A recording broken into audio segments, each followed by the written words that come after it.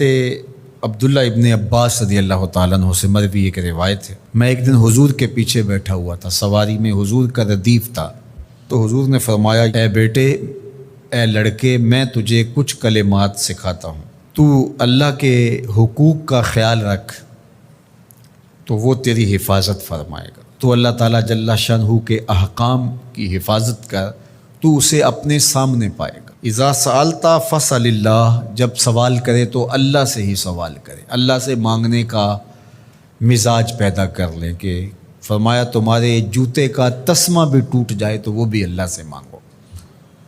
ضرور بازار میں جاؤ دکاندار سے، لیکن حقیقی طلب اللہ سے ہونی چاہیے۔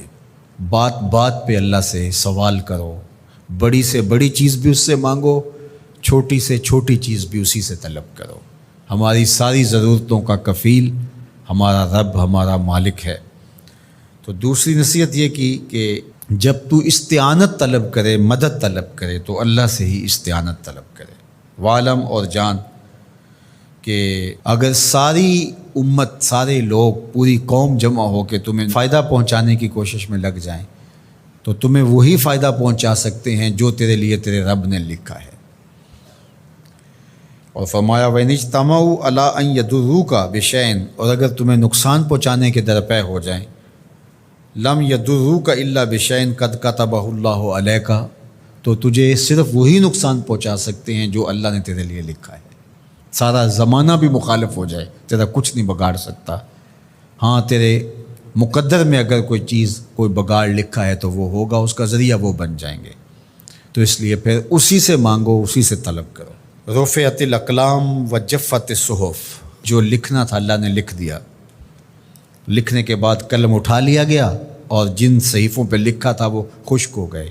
اب کتابیں بند ہیں، تو اس لیے اس نے تیرے لیے جو لکھا ہے وہ ہو کے رہے گا، تو خام خواہ لوگوں سے ڈرنے کی ضرورت نہیں ہے، اور تیرا فائدہ، تیرا نقصان اسی کے دستے قدرت میں ہے، تو اسی سے طلب کر، اسی سے مانگ۔ اور فرمایا تو اللہ تعالیٰ جل شانہ کو رخاء میں، خوشحالی میں یاد کر، یعرفک فی الشدہ، وہ تجھے مشکل میں پہچانے گا۔ یعنی جو شخص خوشحالی کے دور میں اس کے پاس دولت ہے، صحت ہے، تو اللہ تعالیٰ کو فراموش نہیں کرتا، اللہ اس کی بدحالی کے زمانے میں اس کو فراموش نہیں کرتا۔ وعلم، اور جان، ان النصر مع الصبر، کہ جو مدد ہے وہ صبر کے ساتھ آتی ہے۔ وان الفرج مع الکرب، اور کشادگی جو ہے وہ مشکل کے ساتھ آتی ہے۔ وان مع العسر یسرا، اور سہولت جو ہے وہ مشقت برداشت کرنے کے بعد آتی ہے، تنگی کے بعد فراخی آتی ہے۔ پہلو مشکل پھر تمنا، پہلو کنڈا پھر پھول، شاید مگروں پہلو مکھیاں ڈس دیاں ڈنگ والیاں۔ تو یہ سب ہوتا ہے، مشکلات، تکلیفیں، آلام، مصائب، ان سب سے گزر کر کے آسانیاں آتی ہیں۔ خود حضور کی زندگی دیکھ لیجئے، مدنی زندگی مکی زندگی کے گزرنے کے بعد، طائف کے مراحل کو طے کرنے کے بعد آتی۔